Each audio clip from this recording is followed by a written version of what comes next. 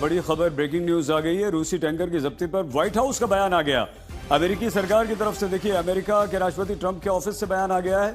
America सभी प्रतिबंधों को सख्ती से लागू करेगा और अपनी इस कार्रवाई को जस्टिफाई कर दिया है अमेरिका ने, ट्रंप ने, और कहा है कि सभी प्रतिबंध जो सैंक्शंस हमने लगाए हैं उन्हें हम बहुत सख्ती के साथ लागू करेंगे।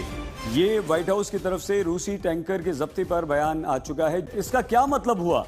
चोरी और ऊपर से सीनाजोरी। रोहित, देखिए, मैंने अभी थोड़ी देर पहले कहा आपसे कि प्रेसिडेंट ट्रंप सैंक्शंस लगा चुके थे। 4 महीने के आसपास से सैंक्शंस लगे हुए थे कैरिबियन पे, वहां से जो ऑयल टैंकर्स जा रहे हैं उनको लेके कि वहां से कोई ऑयल ना जा पाए वेनेजुएला का।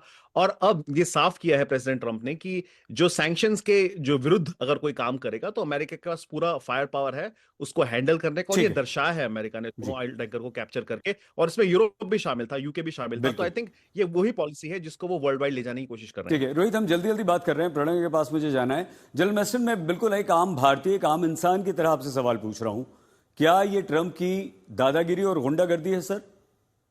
बिल्कुल, ये दादागिरी है और गुंडागर्दी है। और किसी को भी हक नहीं है बोलने का कि पूरा वेस्टर्न हेमिस्फेयर में हमारा इन्फ्लुएंस होना चाहिए।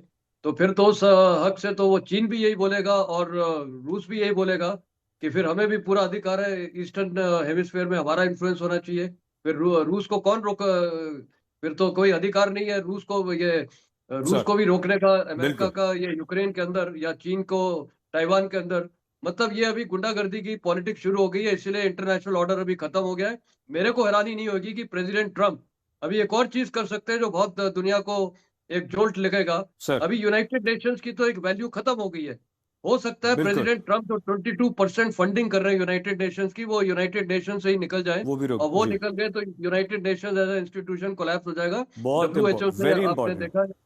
यस सर, वेरी इंपॉर्टेंट, बहुत महत्वपूर्ण बात आपने यहां पर कह दी। प्रणय, मैं भी फिर से आपसे भी आम इंसान की तरह सवाल पूछ रहा हूं कि क्या दुनिया जिसकी लाठी उसकी भैंस वाले सिद्धांत की तरफ बढ़ती हुई दिखाई दे रही है ट्रंप के इस कदम के बाद आपको? प्रणय, अनफॉर्चुनेटली कहा तो यही जा रहा है सईद, क्योंकि जिस तरीके के हालात इस समय देखने को मिल रहे हैं, माइट इज राइट की जो शैली है राष्ट्रपति डोनाल्ड ट्रंप की, ऐसा लग रहा है कि वो वर्ल्ड ऑर्डर को अपनी कलम से नए सिरे से लिखने की कोशिश कर रहे हैं। और जो वैश्विक संस्थाएं हैं वो इस समय लाचार और मजबूर नजर आ रही हैं, चाहे वो रूस यूक्रेन की लड़ाई हो, इसराइल गाजा का तनाव हो, या अब वेनेजुएला के अंदर की गई कार्रवाई हो। मैं मैप पे आपको एक चीज इसलिए दिखाना चाह रहा हूं, ये मैप इसलिए मैंने खोला है कि वेनेजुएला के पूरे तट के आसपास अमेरिकी नौसेना ने एक ऑयल ब्लॉकेड लगा रखा है, यानी इस तरफ कोई भी जहाज नहीं आ सकता है, ना टैंकर जहाज, न यहां से इस पोर्ट से कोई बाहर जा पा रहा है।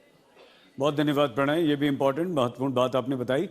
जनरल मैस्टन सर, बहुत धन्यवाद, thank you very much. Rohit, शुक्रिया, धन्यवाद आपका भी। प्रणय, आपका भी धन्यवाद।